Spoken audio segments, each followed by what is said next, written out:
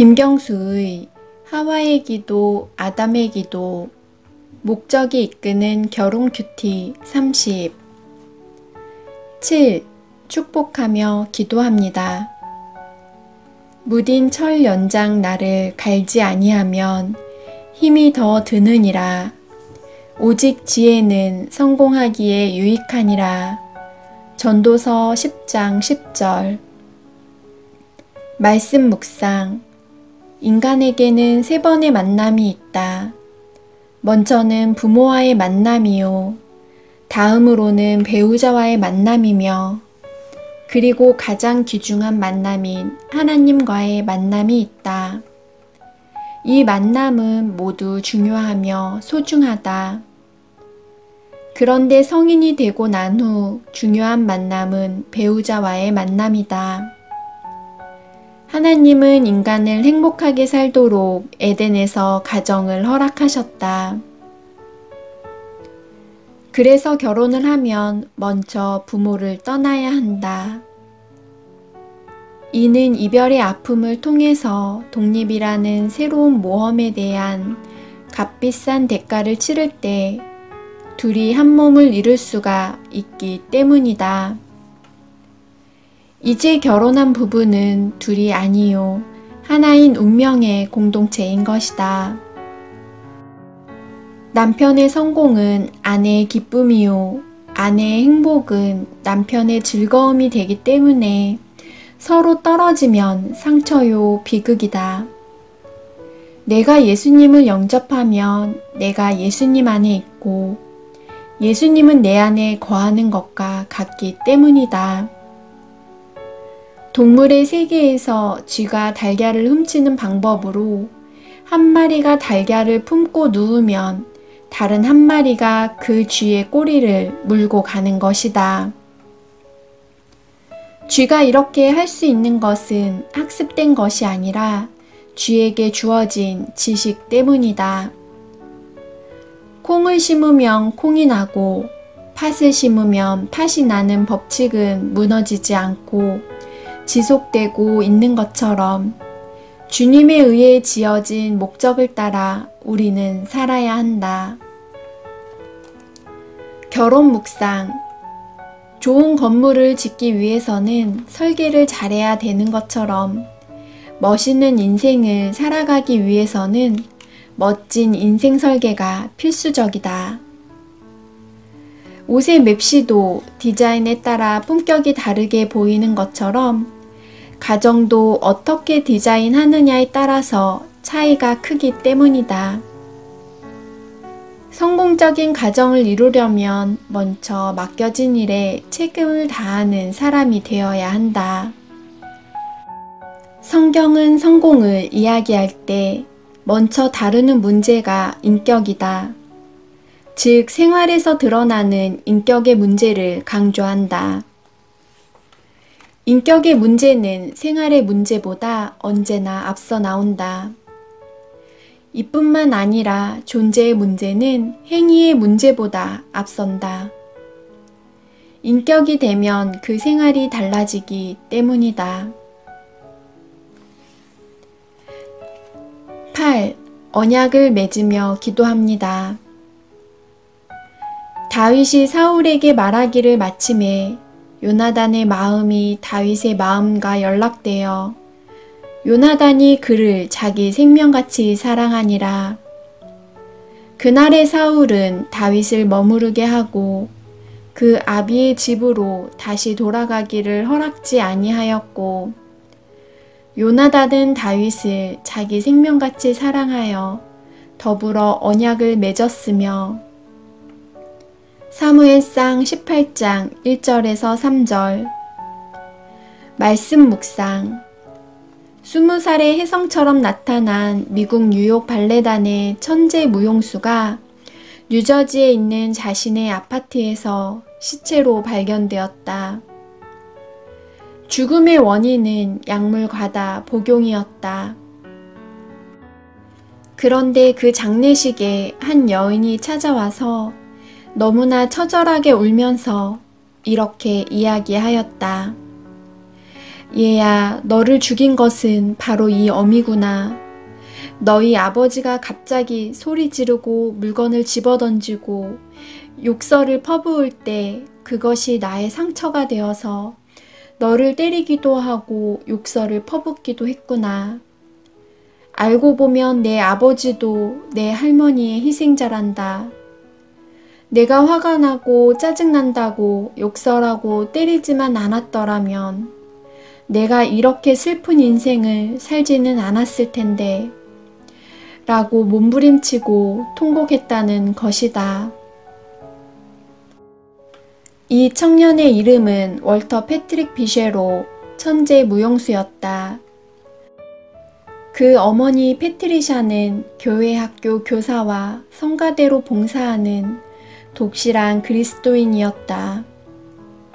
그러나 그는 남편으로부터 받은 상처와 아픔으로 인해 자신도 모르는 사이에 자기 아이에게 화가 나면 물건을 던지고 때리고 그 감정을 조절하지 못하고 폭발시켰던 것이다. 피곤하고 지칠 때 신세를 한탄하면서 자기 아들에게 이유 없는 매질을 할 때도 있었다는 것이다. 따뜻한 사랑과 격려를 원했던 아들은 기대했던 부모로부터 받은 모욕적인 학대와 외로움과 고독 가운데서 약물에 의지하지 않고는 자기 인생을 살 수가 없었던 것이다. 우리는 인생을 살아가면서 내 자신의 생각과 행동을 이해하지 못할 때가 많다. 내가 왜 이렇게 살아야 할까? 왜 이렇게 행동할까? 그 이유는 무엇일까? 설명할 수 없는 마음, 나도 이해할 수 없는 습관과 행동, 불행한 길로 가는 줄 분명히 알면서도 어쩔 수 없이 그것을 택할 수밖에 없는 자신, 내 속에 저주스런 어떤 것이 내 마음과 행동을 몰고 가는 것을 느낄 때가 많다. 부정적인 사건이 내 마음 속에 머물러 있을 때 이것을 상처라고 이야기한다. 그래서 상처는 여러 가지 모습으로 우리에게 형성되어 남아있게 된다. 그러나 그것은 새 가정을 만드는데 장애물밖에 되지 않는다.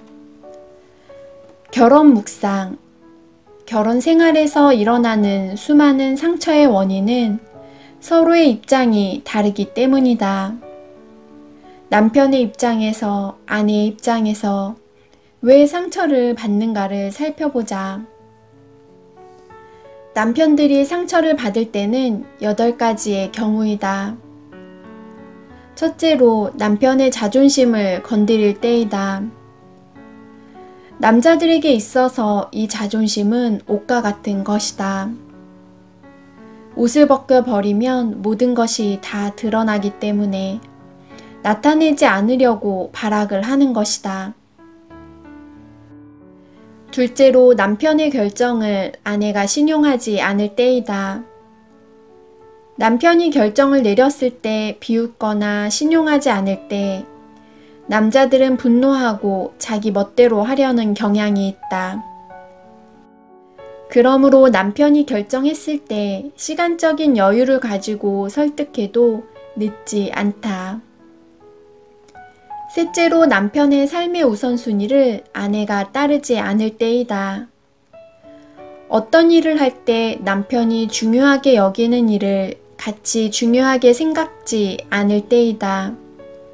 즉, 이 말은 남편이 집에 와서 심각하게 이야기를 하는데 화제를 다른 데로 돌릴 때이다.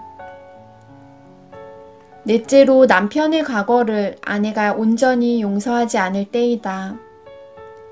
어떤 일에 연관이 되면 자꾸 들추어낼 때이다. 다섯째로 자녀들이 아내의 태도를 본받아 아버지를 존경하지 않을 때이다. 즉, 아버지의 권위가 땅에 떨어졌을 때이다. 여섯째로 감사하는 마음이 결핍되었을 때이다. 일곱째로 남편의 자녀 훈계 방법을 공적으로 불평할 때이다.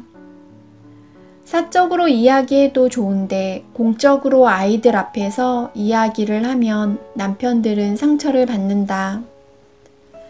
여덟째로 공적으로 아내가 남편을 공박할 때이다.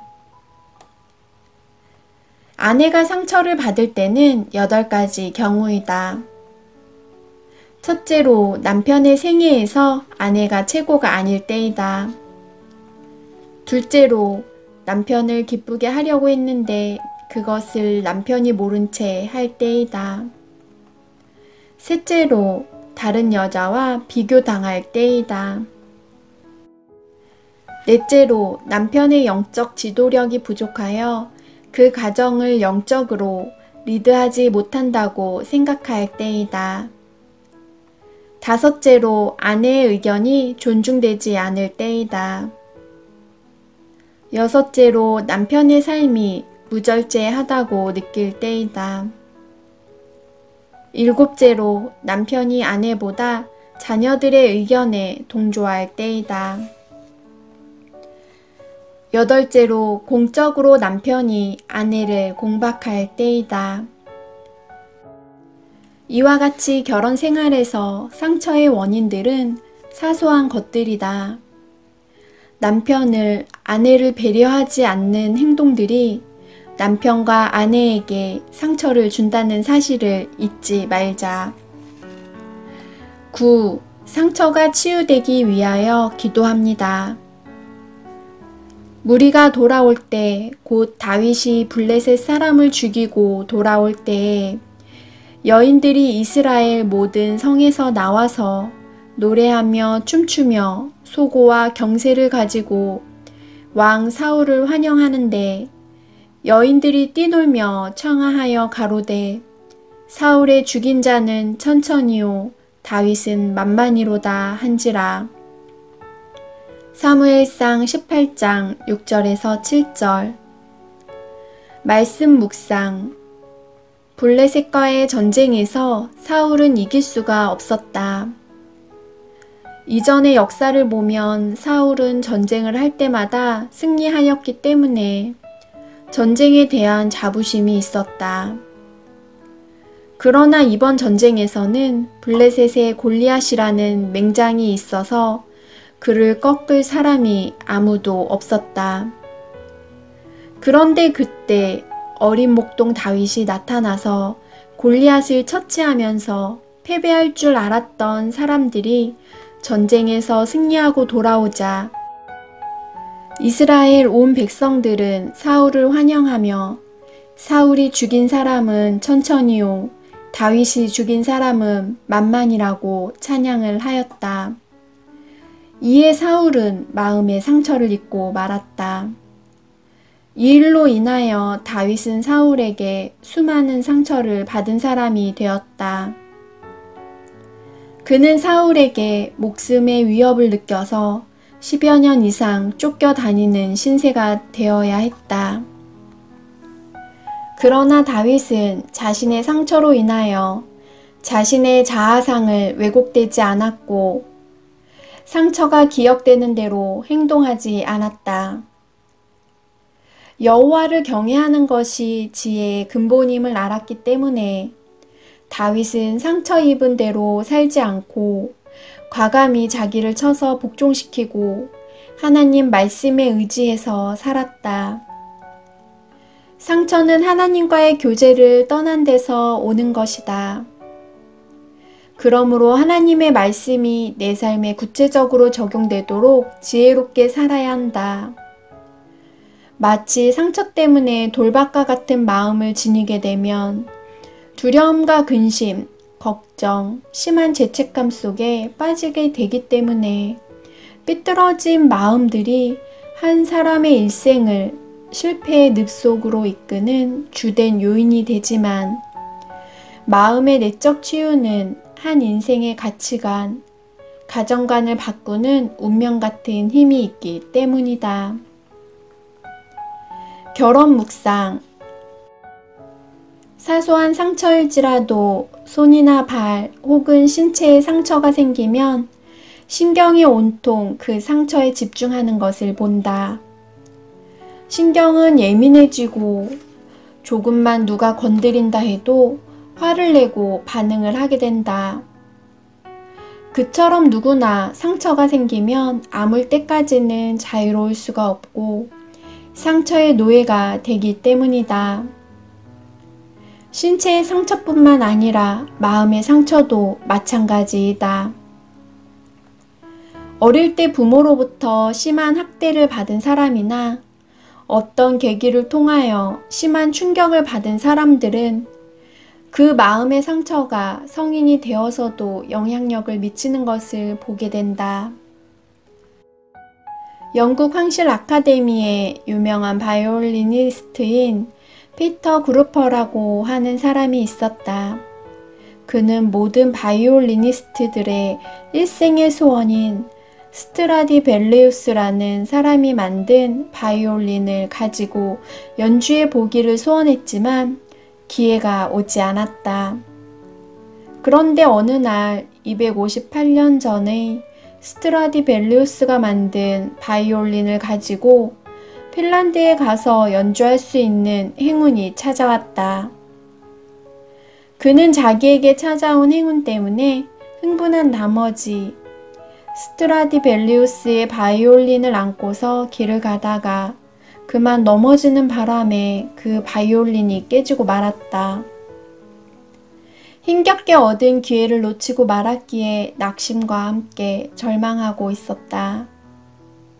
그는 용기를 내서 혹시 바이올린을 고치는 사람이 있을까 하는 생각을 가지고 악기점에 들러서 물었을 때 바이올린을 손질하는 장인은 깨어진 바이올린을 보면서 내가 그 악기를 고쳐보겠다고 하였다. 그리고 며칠 후 그 장인은 깨어진 바이올린을 감쪽같이 수리하여 주었다. 그리하여 피터 그루퍼는 장인이 고친 바이올린을 가지고 연주하게 되었다.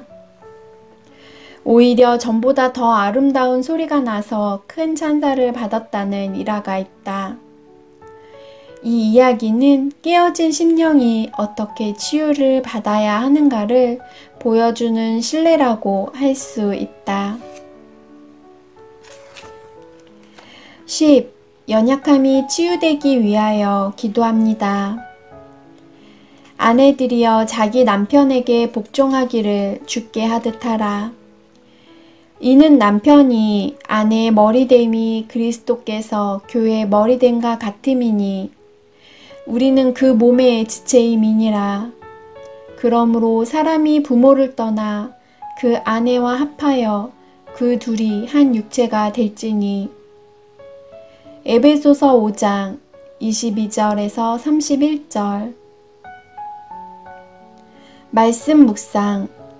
결혼에 대한 성경적인 원리는 이러므로 사람이 부모를 떠나 그 아내와 합하여 그 둘이 한 육체가 되는 것이며 한 몸이 되는 것이다. 달리 말하면 부모로부터 독립하는 것이다. 성공적인 가정이란 부모를 떠나 독립하는 것으로 시작되기 때문이다. 따라서 부모나 형제, 친척이나 그 누구라도 부부 사이에 끼어들어서는 안 된다. 그것이 성경의 원리이다. 특히 신혼 3년의 기간은 부부가 한 몸이 되는 아주 중요한 기간이다. 세터데이 이브닝 포스트지가 부부 냉각의 7단계라는 제목의 기사를 실었다. 그것은 결혼 후 처음 7년 동안에 아내가 감기에 걸렸을 때 남편이 어떠한 반응을 나타내는가를 보여주었다. 결혼한 지 1년째는 달콤한 솜사탕 같은 사람. 이는 내 소중한 여인의 건강을 진심으로 걱정한다오. 당신은 악성 코감기에 걸린 것 같소. 나는 오늘 오후에 당신을 입원시켜서 종합검진 진단을 받게 하고 휴식을 취하도록 하겠소. 나는 벌써 병원 담당 관리자에게 말을 해놓았소. 2년째는 이봐요, 나는 그 기침 소리를 좋아하지 않아요. 밀러 박사에게 전화 걸어서 이곳으로 급히 오도록 부탁했소.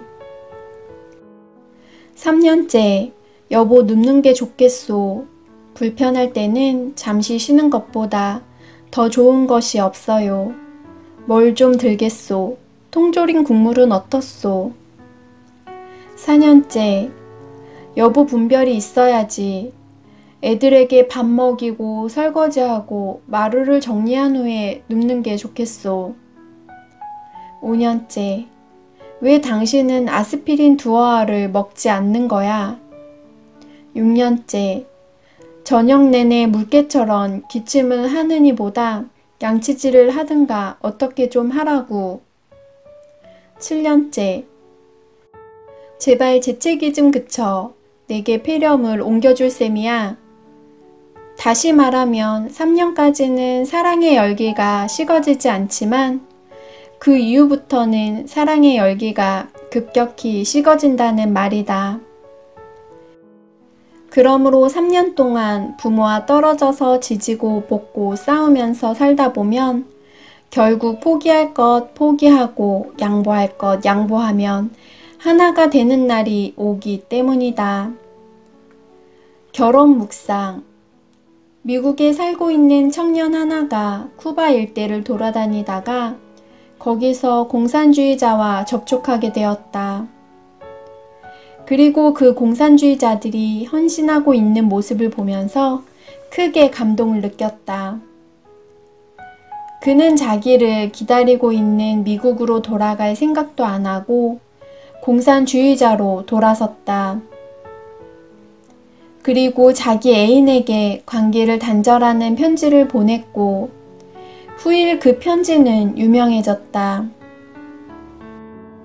이 청년은 공산주의를 향한 자기의 헌신을 이렇게 고백했다. 우리 공산주의자들은 계속해서 죽어가고 있다. 우리는 총살당하고 교수형을 당하고 조롱을 당하고 직장에서는 파면을 당하고 수없이 어려움을 겪고 있다. 우리 중에 어떤 이는 살해당하고 그리고 투옥되고 있다. 우리는 가난함 속에 살고 있다. 그러나 우리는 거룩한 생활에 관한 영광스러운 비전을 가지고 있다. 우리의 당과 우리가 믿는 이데올로기를 위해서 우리는 미련 없이 우리 생활 속에서 모든 것을 바친다. 우리는 영화를 즐길 시간도, 음악회에 갈 시간도, 좋은 식당에 가서 스테이크를 즐길 여유도 없다. 사람들은 우리를 광신자라고 부르나 우리는 세계를 공산화하기 위한 위대한 목표를 위해서 오늘을 살고 있다. 우리의 인생 철학은 돈이나 세속적인 것으로 결코 살 수가 없다. 공산주의의 이것은 이제 나의 삶이다. 나의 사업, 나의 종교이다. 이것은 나의 취미이다. 나의 연인이며 나의 아내이며 나의 전부이며 나의 땅이고 나의 고기이다. 나는 낮에는 공산주의를 위해서 일하고 밤에는 이것을 꿈꾸고 있다. 나는 나의 이상을 위해서 투옥될 각오를 하고 있다. 그리고 필요하다면 사형대에 설 각오도 되어 있다. 공산주의로 전향한 한 사람이 이토록 헌신을 하고 있다면 주님을 위해 세상을 등진 우리는 이보다 더한 것으로 가정에 헌신을 해야 한다. 이를 위해서 주께서 신랑과 신부를 부르신다면 우리는 기쁨으로 응답해야 한다. 제2부 축복의 기도 이렇게 합니다. 10일 하나 되기 위하여 기도합니다. 말씀 묵상. 브리스길라와 아굴라는 언제나 함께하는 부부였다. 이들은 성경에서 이상적인 믿음의 부부임을 보여주고 있다. 아브라함과 아내 사라는 떨어진 적이 있다. 욥 부부도 갈등 관계 때문에 떨어져 산 적이 있다. 그러나 브리스길라와 아굴라는 언제나 함께하고 있다. 옛날부터 부부애가 좋은 사람을 금술이 좋다라고 말한다. 금은 검은고를 말하고 슬은 비파를 말한다. 검은고와 비파가 잘 어울려 연주되면 천상의 소리가 나오듯이 부부가 잘 조화를 이루면 검은고와 비파가 어울리는 것과 같은 신비한 소리가 나기 때문이다.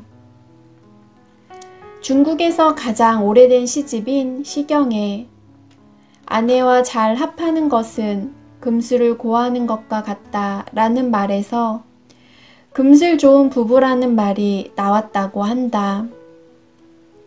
브리스길라와 아굴라는 이런 면에서 금술 좋은 부부였다. 금술 좋은 부부는 뜻이 같아야 한다.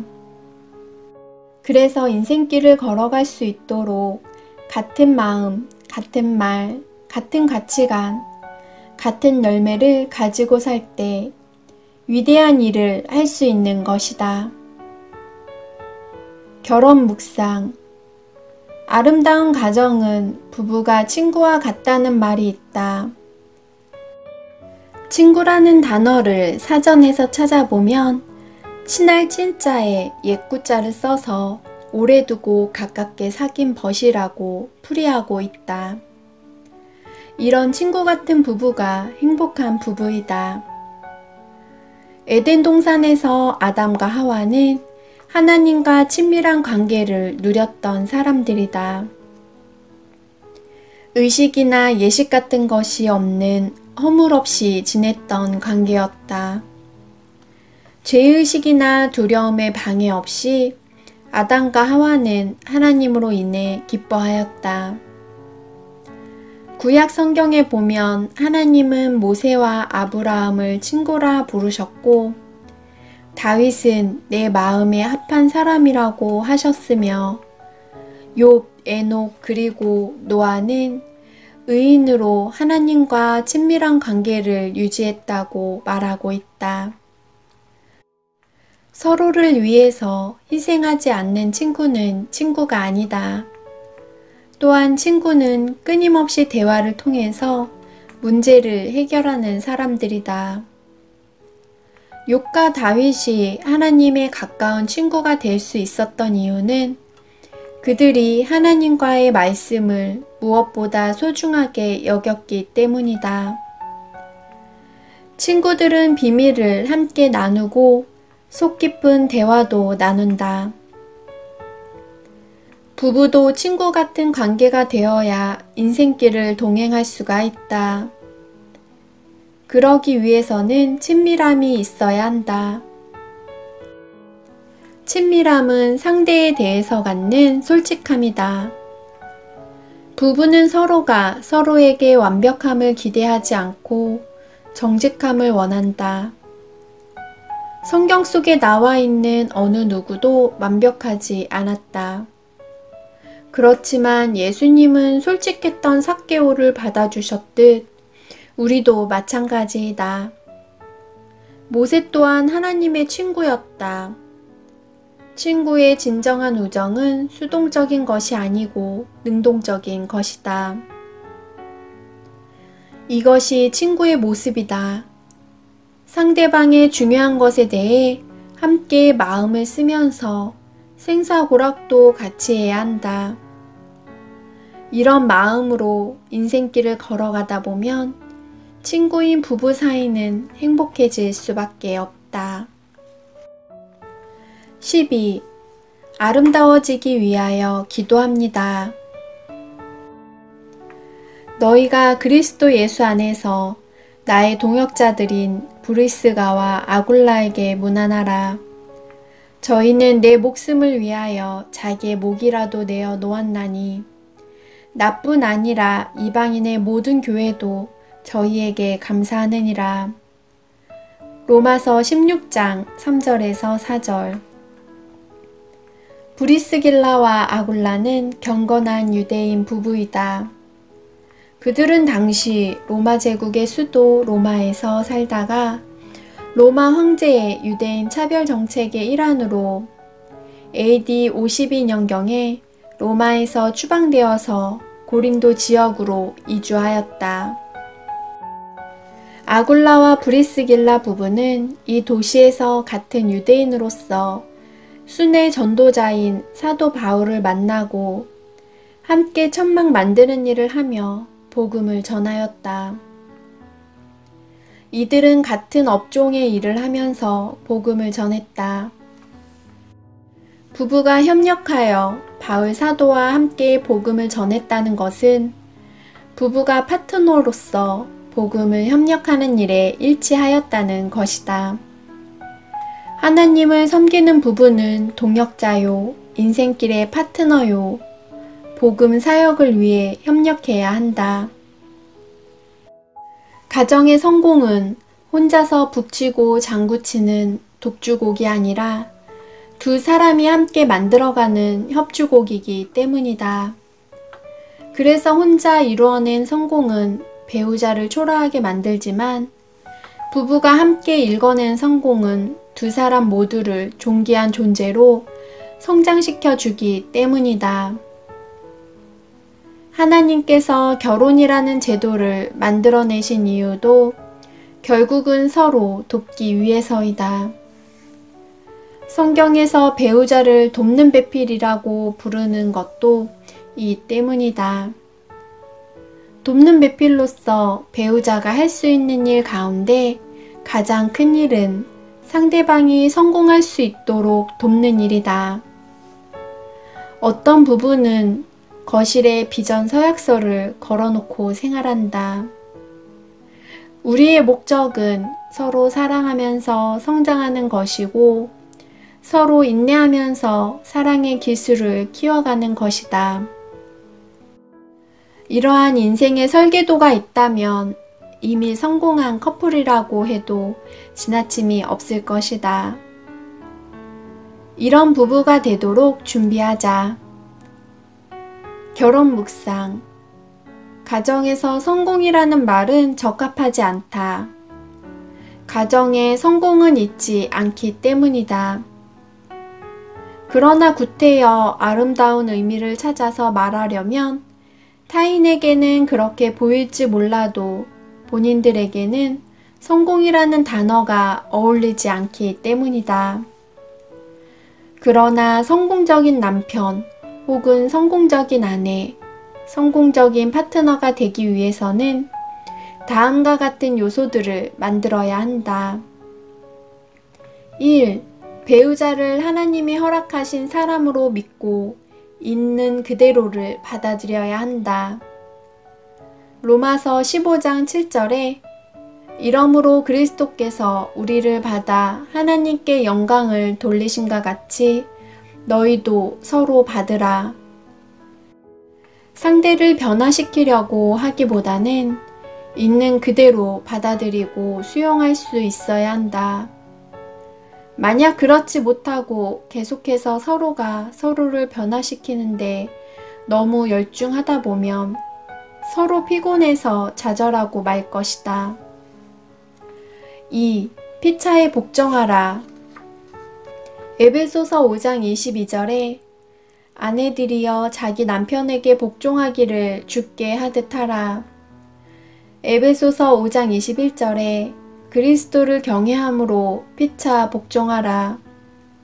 성경은 먼저 그리스도를 경외함으로 피차 복종하라고 말한다.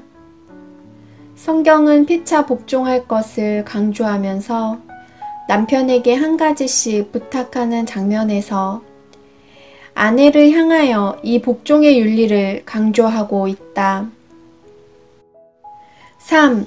나의 허물이나 실수 혹은 잘못된 행위를 인정하고 고백하며 배우자의 도움을 받아서 교정을 하는데 최선을 다하라.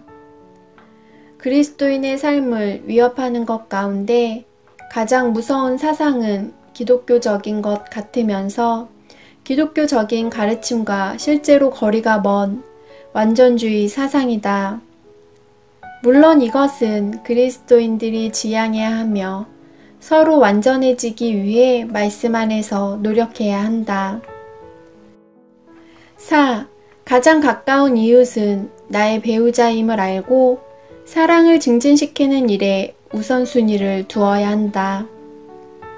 베드로전서 3장 7절에서 남편 된 자들아 생명의 은혜를 유업으로 함께 받을 자로 알아 귀히 여기라. 부부는 영원한 삶을 함께 준비하는 파트너이다. 그래서 우선순위에 두는 모든 일에 배우자와 함께하는 것을 습관을 길러야 한다. 5. 배우자의 권리를 인정하고 자신의 욕구 충족보다는 배우자의 필요를 만족시키기 위해서 힘쓰라. 남편은 남편의 권리를, 아내는 아내의 권리를 주장하려고 한다.